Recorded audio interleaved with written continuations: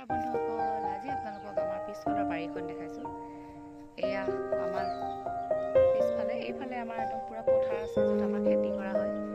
ইমান দূৰলৈ নাযাওঁগৈ বাৰু, এনেই দূৰৰ পৰা অলপ দেখাই দিছোঁ। আৰু এই ওচৰতে আমাৰ লাগি আছে দুটা পুখুৰী য'ত আমি মাছ পুহোঁ, আৰু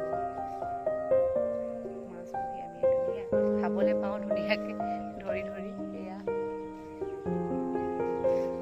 বাগান আমাৰ ঘৰৰ পিছফালে এইবিলাক দেউতাই ৰুইছে নতুনকৈ লাও, আৰু এইফালে লাও লাগি আছে, সুন্দৰকৈ লাগিছে লাওবিলাক। আৰু খাবলৈও বিৰাট ভাল লাওবিলাক, ইমান ধুনীয়া। চাংখন বহুত ডাঙৰকৈ দিছে, যথেষ্টখিনি লাও লাগিছে তাৰমানে। এইফালে চাওকচোন লাওবিলাক ইমান ধুনীয়া ধুনীয়া।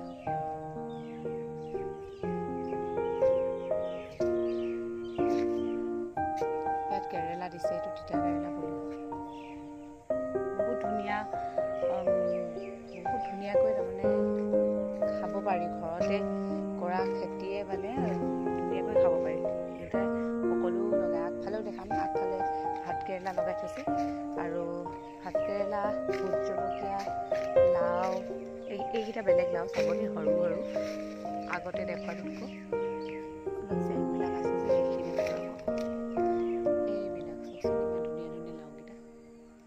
কলা কলা হৈ আছে। এইকেইটা লাও খায়ো বহুত টেষ্ট লাগে।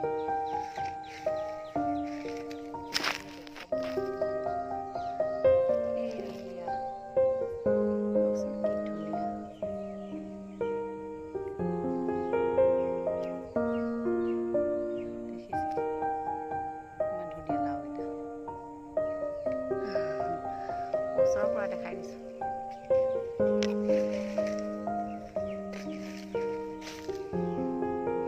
গোটেই চাংখনত এই পাতবিলাকে ভৰি আছে, চাম গছৰ পাতবিলাকে ভৰি আছে।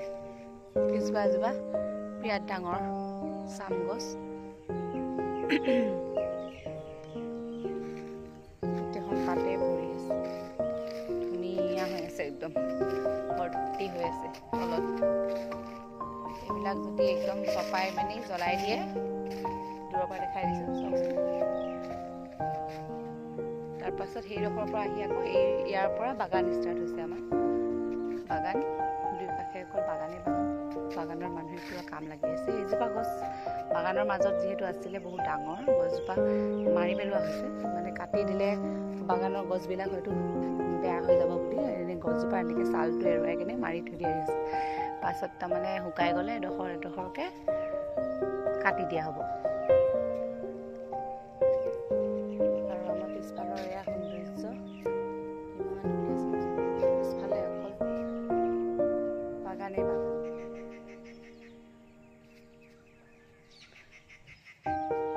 তো আমাৰ পিছফালে আহিব লগা লুংলুঙীয়াকৈ এটা ৰাস্তা। ইয়াৰ বাগানখনৰ কিনাৰত আৰু এটা পুখুৰী আছে, ইয়াৰ পৰা মই দেখাব নোৱাৰিম।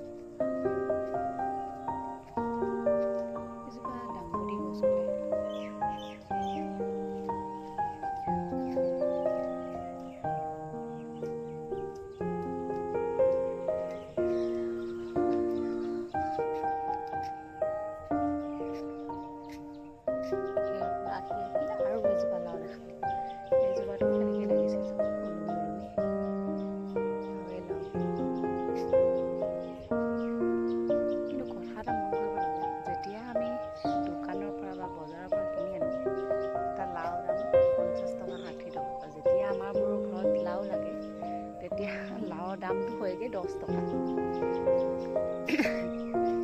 কি খবৰ আহিছে সেয়াই আৰু আমাৰ বাৰীত এইফালে আমাৰ